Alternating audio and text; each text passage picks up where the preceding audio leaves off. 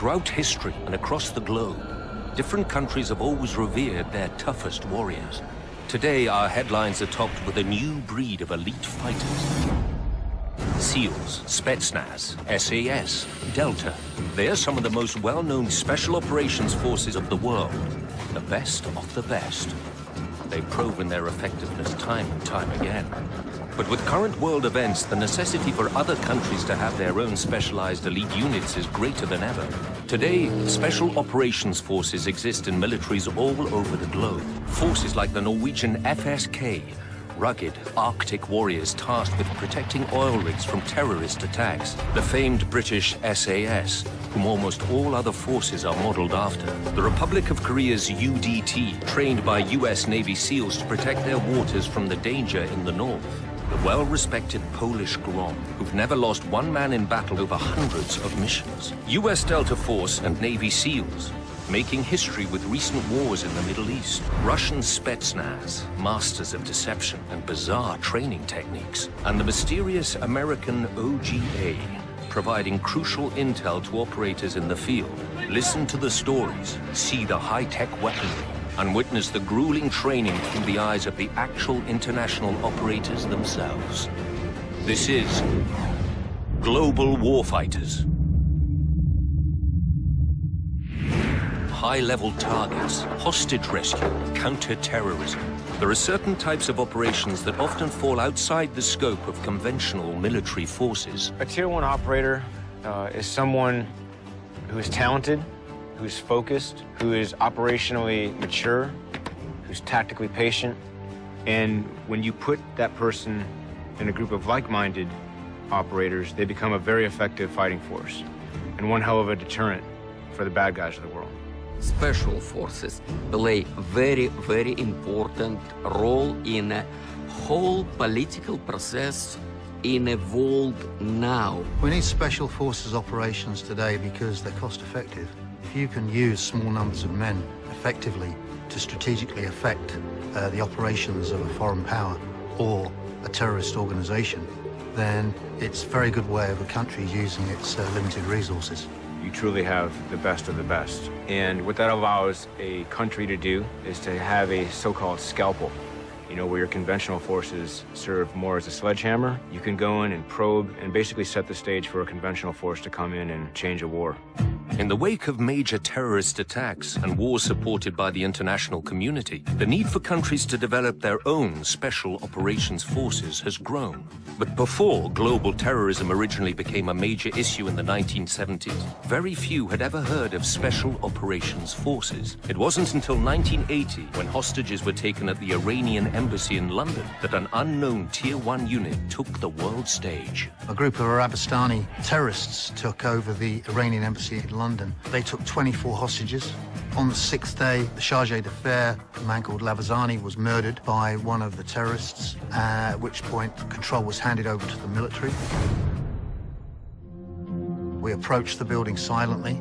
It didn't go quite as we'd hoped, and the assault approach phase was compromised. We were given a go, go, go early, and we attacked from 6 separate entry points.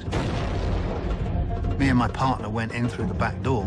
There was gas, there was explosions, there was gunfire coming from upstairs, and hostages were coming down the stairs. Somebody shouted, "He's a terrorist," and looked up to see one of the terrorists coming down the stairs. None of us could open fire because there was a danger of shooting a hostage or one of our own people. As he came clear at the bottom of the stairs, it was clear that he had a hand grenade in his hand. 3 of us shot him at the same time, and he collapsed in a ball. The building caught fire. There was smoke, there was noise, there was a lot of action, and when all the hostages were out, the troops came out, and finally, I was one of the last few individuals out of the building. During that 7 minutes, we killed 5 terrorists and captured 1, and we rescued 22 hostages. And in that day, I live in Great Britain, I switch on Russian radio, and I try to hear, you see, so how they describe it. Among that special forces, Great Britain, there is no wounded, there is no dead. Everybody okay. It was a top, most beautiful operation in the history of special forces of the world. The mission was played live on international television. It brought the Special Air Service into the public domain dramatically, and things were never going to be the same again after that. It kind of set the stage for other Spec Ops forces. It showed the world what they were capable of, and it set the standard. What the world had never known was that the Special Air Service, also known as the SAS, had already been around since World War II. British Special Air Service was formed in the early 1940s in North Africa, essentially by David Sterling. He said, look, I can take a small number of men, I can raid, I can attack, I can parachute in. He was supported by Jock Lewis, who was the man who actually made things happen. They were looking for adventurers, for men that didn't quite fit the picture, who didn't fit well into the normal disciplined military arrangement. Sterling, in short order in 1942, attacked 3 separate enemy airfields, destroyed over 60 aircraft with no losses to his raiding force. By the end of the Second World War, there were several thousand Special Air Service soldiers operating right across Europe and carrying out raids behind enemy lines.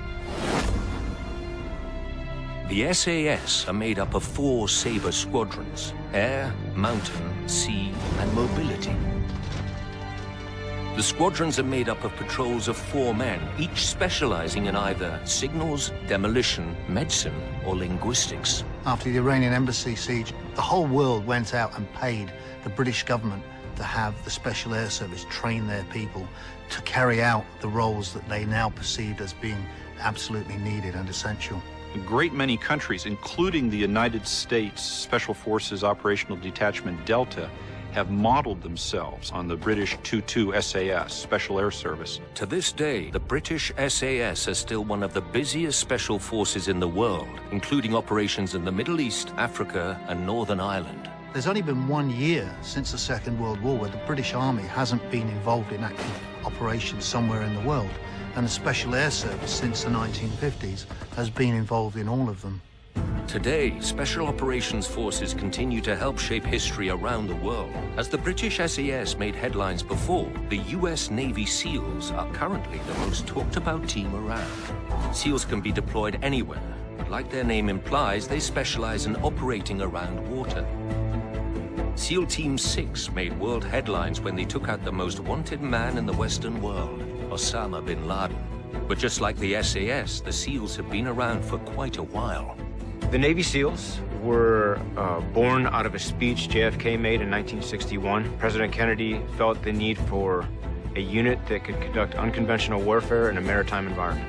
I am directing the Secretary of Defense to expand rapidly and substantially, in cooperation with our allies, the orientation of existing forces for the conduct of non-nuclear war, paramilitary operations, and sublimited or unconventional wars.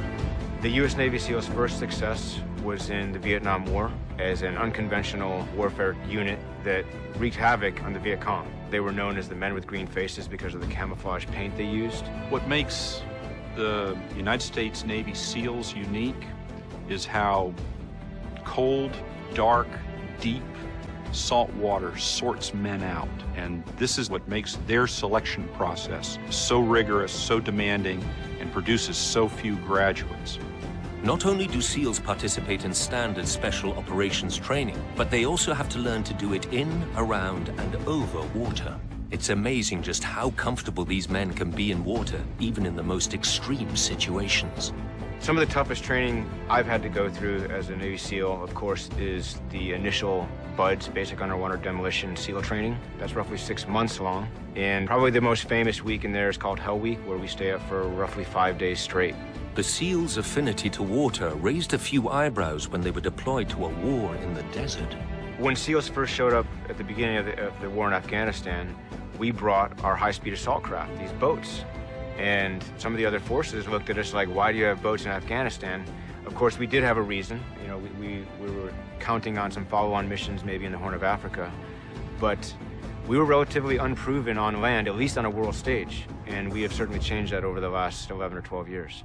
It was this proving ground that led to the decision to let the SEALs take on the most high-profile special operation in history, a mission that's now the subject of books and Hollywood movies, which has created some controversy in the SEAL community. In regards to the bin Laden operation, As a community, we've agreed to kind of keep a lid on it out of respect for the operation itself and for future operations.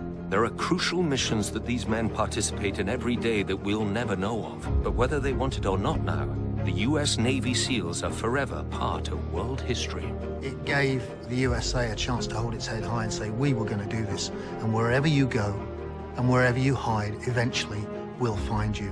And they managed to do that, and they proved it. It was very important for the morale of the Western world. When a Special Forces operator goes into the field, the physical tools he brings can be just as important as the intel he has to work with. The weapons have changed and developed over the years, but one fact remains true. You need the right tool for the right job. A large percentage of what Special Operations Forces do is counter-terrorism. Ideally, that means preventing acts of terrorism, but it also means stopping acts in progress. One of the most difficult missions for a Tier 1 unit to handle is a hostage rescue. When innocent people's lives are at stake, the training needed is ramped exponentially. In 2011, a ship and crew operated by South Korea was hijacked by pirates, and the Koreans showed the world just how hard they had been training.